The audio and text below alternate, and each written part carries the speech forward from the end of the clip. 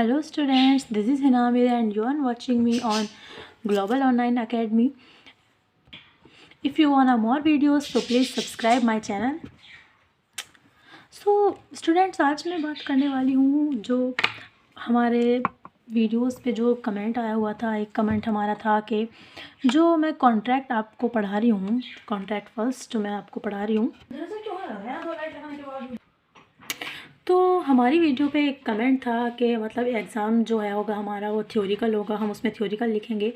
So that's my point. मैं आपको theoretical ही पढ़ा रही हूँ। आई थिंक आपके वो समझ में नहीं आया। तो जो मैंने आपको कंसेप्ट कराया है, वॉइड कॉन्ट्रैक्ट मैंने कराया है, वैलिड कॉन्ट्रैक्ट मैंने कराया है, वो सेक्शन वाइज मैंने इसलिए डिफ़ाइन किया है क्योंकि जो हमारा एक्ट है तो हमें ये सभी चीज़ें पता होनी चाहिए कि जो हम कॉन्ट्रैक्ट फर्स्ट में 1 to 75 सेक्शन जो हम कवर करेंगे तो हमें पता होना चाहिए कि कौन सा जो हमारा सेक्शन है उसमें क्या चीज़ हमारी डिफ़ाइन की गई है। एंड इसी तरीके से मैं अपनी सारी वीडियोस में जो बना रही हूँ, पहले मैं जो कंसेप्ट है वो डिफ़ाइन करती हूँ, उसके बाद मैं आपको सेक्शन बताती हूँ कि ये इस सेक्शन में किया गया है। सो अगर आप मेरी ये फर्स्ट वीडियो देख रहे हैं और आपने जो ये मैंने क्वेश्चन आपको सारे बताए हैं, इनका जो आंसर है वो मैंने वैलिड कॉन्ट्रैक्ट मेरी वीडियो है जिसका लिंक आप डिस्क्रिप्शन बॉक्स में देख सकते हैं एंड आप उसको देख सकते हैं, तो आपको इन सभी क्वेश्चंस का आंसर मिल जाएगा। एंड मैं आपसे लास्ट बार फिर से मैं आपको रिमाइंड करा रही हूँ कि ये जो क्वेश्चन होता है हमारा, आप इसको स्किप नहीं कर सकते, ये एग्ज़ाम में आपका आता ही आता है। And thank you for watching me. Second में हमारी जो हमारी जो मिस्टेक है वो मैं बात करती हूँ विधि की भूल, मिस्टेक ऑफ लॉ। तो ये हमारी ये भी 2 टाइप्स हैं। फर्स्ट देश की विधि अगर मैं बात करूँ, जैसे इंडियन लॉ की अगर मैं बात करूँ, एंड सेकंड में फॉरेन लॉ विदेशी विधि की मैं बात करूँ। तो अगर जो हमारा इंडियन लॉ है उसमें हम कोई मिस्टेक करते हैं तो जो हमारा करार है वो मान्य होगा, क्योंकि जो हमारी भारतीय विधि है वो आपको पता है, ऐसा माना जाता है। जब एक बार विधि जो बन चुकी है वो सबको ही पता है, सबके लिए वो अप्लाई होती है, सबके लिए लागू होता है। ऐसा तो कोई भी डिनाई कर देगा, कोई भी मना कर सकता है कि ये क्या विधि है, हमें तो इसके बारे में पता ही नहीं था, ये हमसे ये मिस्टेक हो गई है। तो वो मिस्टेक वहाँ पे अप्लाई आप कर ही नहीं सकते। आपको जो अपना कॉन्ट्रैक्ट है वो कराना ही पड़ेगा, आपको अपना कॉन्ट्रैक्ट कंप्लीट करना पड़ेगा, आपको उससे डिस्चार्ज नहीं मिल सकता। सेकेंड है हमारी फॉरेन जो हमारी वो है लॉ, जो है फॉरेन लॉ है हमारा, विदेशी विधि है हमारी। वहाँ पे आप क्या कर सकते हैं, मैंने जो आपको पढ़ाया है फैक्ट, तो यहाँ पे आप मिस्टेक ऑफ फैक्ट मतलब तथ्य की भूल आप यहाँ पे अप्लाई कर सकते हैं, क्योंकि जो इंडियन विधि जो है हमारी, भारतीय विधि जो है हमारी, वो तो मैंने आपको बताया है कि आप उससे डिनाई नहीं कर सकते, आपको पता हो ना पता हो आपको वो माननी ही माननी है। लेकिन जो विधि हमारी है वहाँ पर आप मिस्टेक ऑफ फैक्ट अप्लाई कर सकते हैं। सो आई होप आप आज की मैंने इस वीडियो में आपको काफ़ी सारे छोटे छोटे पॉइंट्स आपको कराए हैं। अगर आपके माइंड में कोई भी कन्फ्यूज़न है या कुछ भी आप क्वेश्चन चाहते हैं कि मैं उस पर वीडियो बनाऊं तो मैं बनाऊंगी। एंड अगर आप चाहते हैं कि मैं आपके लिए ऐसी वीडियो बनाऊं, आप कोई मुझे क्वेश्चन या कोई टॉपिक देना चाहते हैं तो आप कमेंट बॉक्स में बता सकते हैं। अब सेकेंड अगर मैं बात करूँ तो दोनों पक्षकारों की भूल, तो दोनों पक्षकारों की भूल कैसे हो सकती है। सपोज़ दैट जैसे मैंने आपको हॉर्स वाला बताया था, वो मैं आज आपको दोबारा अच्छे से वही डिफ़ाइन करके अगर मैं आपको बताऊं। सपोज़ दैट आप कहीं पे बैठे हुए कॉन्ट्रैक्ट कर रहे हैं, आप किसी से कॉन्ट्रैक्ट कर रहे हैं, वो हॉर्स आपका ही है, तो आप किसी को हॉर्स सेल आउट कर रहे हैं अपना, या कोई भी चीज़ सामने वाला आपसे ले रहा है, आप उसे दे रहे हैं, और जहाँ बैठ के आप कर रहे हैं उसी टाइम या उससे पहले जो आपका वो हॉर्स है उसकी नेचुरली डेथ हो चुकी है या कुछ भी है, अब आप उस पर कॉन्ट्रैक्ट कर ही नहीं सकते हैं क्योंकि वो तो अब एट प्रेजेंट है ही नहीं। लेकिन इसकी जो क्या है, इसकी जानकारी जो है वो आपको है ही नहीं, आपके इल्म में है ही नहीं, आपके माइंड में नॉलेज में है ही नहीं वो चीज़ के वो जो हॉर्स है उसकी डेथ हो चुकी है। तो यहाँ पे आपकी से मिस्टेक हुई है, यहाँ पे आपसे मिस्टेक हुई है क्योंकि आपको पता ही नहीं था, आपने उस पर कॉन्ट्रैक्ट कर लिया और सामने वाले को भी नहीं पता है क्योंकि आप उससे कॉन्ट्रैक्ट कर रहे हैं। तो यहाँ पे सामने वाले की भी गलती है, सेकंड पार्टी की भी गलती है, एंड फर्स्ट जो आप पार्टी हैं आप उसे सेल आउट कर रहे हैं, आपकी भी यहाँ मिस्टेक है। तो दोनों की मिस्टेक हो गई है, दोनों की इसमें वैलिड तो ये फिर रहेगा नहीं, ये जो हमारा जो करार है, ये जो हमारा कॉन्ट्रैक्ट है वो वॉइड हो जाएगा।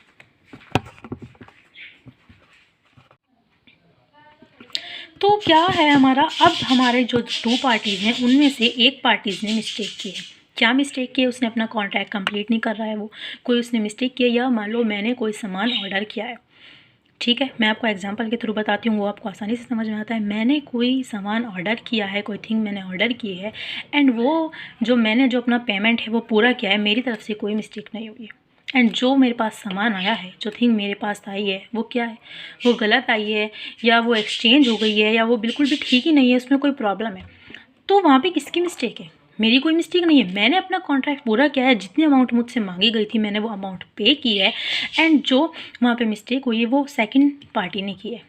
इट मीन्स एक ही पार्टी ने मिस्टेक की है। तो ये जो मेरा करार है ये शून्य नहीं होगा, मैं इसको तो वो उसको वर्ड नहीं करा सकता, वो वैलिड रहेगा। उसको क्या करना होगा, मेरा जो सामान है वो उसे एक्सचेंज करना होगा या मुझे दोबारा भिजवाना होगा, तो मैं वहाँ पे उसको लायबल करा सकती हूँ कि वो जो है मेरा कॉन्ट्रैक्ट पूरा करे, क्योंकि मैं अपनी अमाउंट पे कर चुकी हूँ। वहाँ पे एक पक्षकार की भूल है, वो वर्ड नहीं हो सकती, वो वैलिड ही रहेगी, वो उसे कंप्लीट करनी ही होगी। सो स्टूडेंट्स, मैं आपको ये डिफ़ाइन करने वाली हूँ। मुझे जो कमेंट में आया था कि मैं मिस्टेक ऑफ फैक्ट के ऊपर वीडियो बनाऊँ, तो मैं बनाने वाली हूँ। तो सबसे पहले अगर हम भूल की बात करें तो जो भूल है हमारी, इस तरह आप देख सकते हैं, मैंने ये चार्ट की तरह तैयार कर लिया है इसको, ताकि मैं इसको अच्छे से प्रॉपरली वे में मैं इसको लर्न कर सकूँ एंड इसको डिफ़ाइन भी आप लोगों को कर सकूँ। तो जो भूल है हमारी, जो मिस्टेक है, वो क्या डिफ़ाइन करता है, हमारा सेक्शन 20 में डिफ़ाइन हुआ है। एंड मिस्टेक ऑफ फैक्ट, तो जो हमारी भूल होती है कॉन्ट्रैक्ट में, हमसे भूल हो सकती है, तो वो दो तरह की हो सकती हैं। आप देख सकते हैं, पहली मैंने यहाँ पे लिखी है मिस्टेक ऑफ फैक्ट, मतलब कि तथ्य की भूल। सेकंड हमने लिखी है विधि की भूल, जो हमारा लॉ है, जो हमारा कानून होता है, जब हम उसमें कोई भूल करते हैं तो वो हमारी विधि की भूल होती है। और तथ्य होते हैं हमारे फैक्ट्स, जब कोई फैक्ट्स, कोई बात या कोई ऐसी छोटी मोटी प्रॉब्लम्स हो सकती हैं बीच में, जब वो उसमें हम भूल कर देते हैं तो वो हमारी होती है मिस्टेक ऑफ फैक्ट। तो आइए हम देख सकते हैं कि सबसे पहले अगर हम देखें तो मिस्टेक ऑफ फैक्ट की मैं अगर बात करूं तो ये भी सेक्शन 20 में हमारा मिस्टेक ऑफ फैक्ट है। तो उसके बाद सेक्शन जो मिस्टेक ऑफ फैक्ट मैंने आपको बता दिया है क्या है। अब वो भी हमारी दो तरीके से हो सकती है। कैसे? सबसे पहले एक पक्षकार की भूल। अब पक्षकारों से क्या मतलब है, जो हम कॉन्ट्रैक्ट करते हैं उसके लिए हमें 2 पार्टीज़ तो होनी ज़रूरी है। अगर कोई चीज़ हम बेच रहे हैं तो एक बेचने वाला होता है, एक खरीदने वाला होता है। कोई भी चीज़ होती है 2 पार्टीज़, कोई भी हमारा कॉन्ट्रैक्ट होगा तो 2 पार्टीज़ तो जो हमारे उसमें मैंडेटरी हैं, 2 पार्टीज़ होंगी तभी तो कॉन्ट्रैक्ट होगा। तो इसी तरह अब जो हमारी फैक्ट की जो हमारी मिस्टेक होगी, जो तो फ्री कंसेंट होनी चाहिए हमारी, उसके लिए मस्ट है। उसमें आपके बहुत सारे टॉपिक कवर हो जाते हैं। क्या क्या आपके टॉपिक कवर हो जाते हैं, तो कुछ क्वेश्चंस अगर मैं बताऊं तो कुछ क्वेश्चंस आपके आ सकते हैं कि जो है फ्री कंसेंट क्या होती है। स्वतंत्र जो है हमारी स्वतंत्र सहमति की अगर हम बात करें तो इसके ऊपर भी हमारा क्वेश्चन आता है कि स्वतंत्र सहमति क्या होती है। तो उसका आंसर हम किस तरह से लिखेंगे, जो मैंने आपको बताया है जब मैं आपको पढ़ा रही थी सेक्शन 14, मैंने आपको डिफ़ाइन किया था कि सेक्शन 14 में 15, 16 ये सारे जो अदरवाइज़ मैंने सेक्शन डिफ़ाइन किए हैं ये सब नहीं आएंगे, तब जाके हमारी फ्री कंसेंट बनेगी। तो आपका लॉन्ग क्वेश्चन इस पर भी आ सकता है कि स्वतंत्र सहमति क्या होती है, तो उसमें भी आप उधर साइड से लिख सकते हैं। एंड देन अगर आप चाहते हैं, आपके पास कोई ऐसा क्वेश्चन है जिसका आंसर आपको समझ में नहीं आ रहा है कि किस तरह से आपको वो क्वेश्चन डिफ़ाइन करना है या किस तरह से उसका क्वेश्चन आपको बनाना है, आंसर किस तरह आपको लिखना है, तो आप मुझे कमेंट में बता सकते हैं। मैं नेक्स्ट वीडियो में उसी जो क्वेश्चन होगा उसी का आंसर मैं आपको डाल सकती हूँ। तो मैं अगर बात करूँ, एक स्टूडेंट हैं हमारे जिन्होंने कमेंट में बताया है कि हम मिस्टेक ऑफ फैक्ट के ऊपर मैं वीडियो बनाऊँ। तो आज मैं आपको, वैसे तो पहली वीडियो में अच्छी तरह डिफ़ाइन कर चुकी हूँ, लेकिन एक बार मैं इस पर आपको थोड़ा सा डिफ़ाइन कर सकती हूँ कि मिस्टेक ऑफ फैक्ट क्या होता है। तो मैंने आपको बताया था कि जो मैंने आपको कंसेंट बताई थी, कंसेंट होनी चाहिए। एंड जो कंसेंट है वो कंसेंट नहीं होनी चाहिए, वो फ्री कंसेंट होनी चाहिए। एंड फ्री कंसेंट कब होती है, मैंने आपको डिफ़ाइन किया था, अगर उसके अंदर हमारा सेक्शन 15, 16, 17, 18 एंड 20, 21, 22 ये सब ना हो, 36, 56। सो स्टूडेंट्स, ये जो हमारे जो क्वेश्चन है ये किसके रिगार्ड में है। मेरी लास्ट वीडियो मैंने एक वीडियो मैंने जो लास्ट टाइम हमारी वीडियो जो मैंने बनाई है वो थी हमारी वैलिड कॉन्ट्रैक्ट।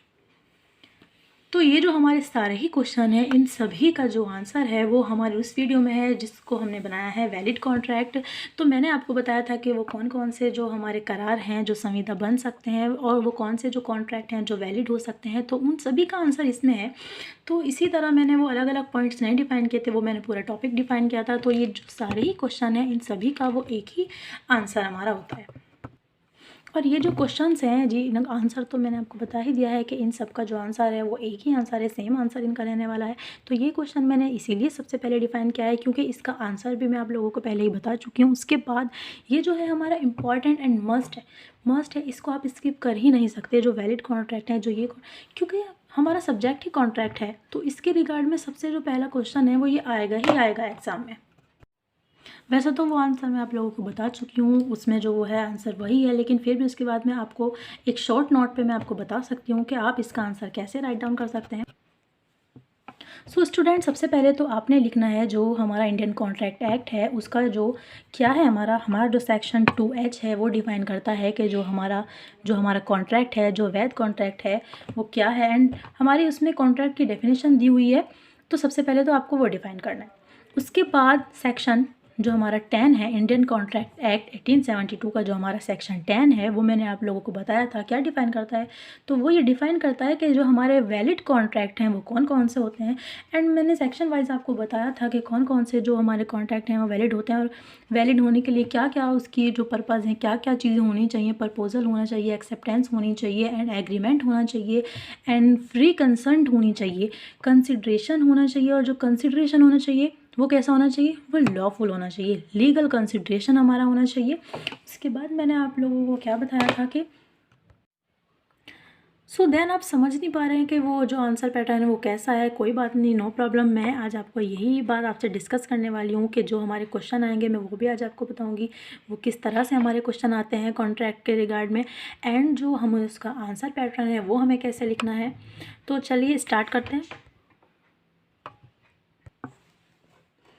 वीडियो में मैं स्टार्ट करने से पहले अपना जो टॉपिक है वो आपको बताना चाहती हूँ कि जो ये हमारे जो कॉन्ट्रैक्ट है इसके ऊपर जो मैं आज वीडियो बना रही हूँ कॉन्ट्रैक्ट के ऊपर, ये जो है हमारा ये BA LLB and LLB and BCom LLB सभी स्टूडेंट्स के लिए जो है फ़ायदेमंद वीडियो है, उन सभी को इससे बेनिफिट होने वाला है। मैं अगर कॉन्ट्रैक्ट फर्स्ट की बात करूं तो मैंने सबसे पहले क्या किया है, मैंने जो प्रीवियस 10 ईयर्स हैं, जो पिछले 10 साल के क्वेश्चन पेपर्स हैं, मैंने वो रीड आउट किए हैं। उसके बाद मैंने उसमें से जो अपना एक टॉपिक है वो उठाया है, एंड उसके जो मैंने यहाँ पे क्या राइट डाउन किए हैं, क्वेश्चन राइट डाउन किए हैं, एंड मैं आपको ऐसे समझा सकती हूँ। जो सबसे पहले हमारा क्वेश्चन है आप स्क्रीन पर देख सकते हैं, संविदा को परिभाषित कीजिए। सेकेंड हमारा यही क्वेश्चन आता है रिगार्ड में कि संविदा को परिभाषित कीजिए और इसके आवश्यक तत्व बताइए। फिर जो हमारा नेक्स्ट क्वेश्चन हम देख रहे हैं वो है वैध संविदा को परिभाषित कीजिए। यह क्वेश्चन आता है हमारा वह कौन कौन से करार हैं जो संविदा बन सकते हैं। फिर हमारा क्वेश्चन है भारतीय संविदा अधिनियम 1872 के अनुसार संविदा को परिभाषित कीजिए।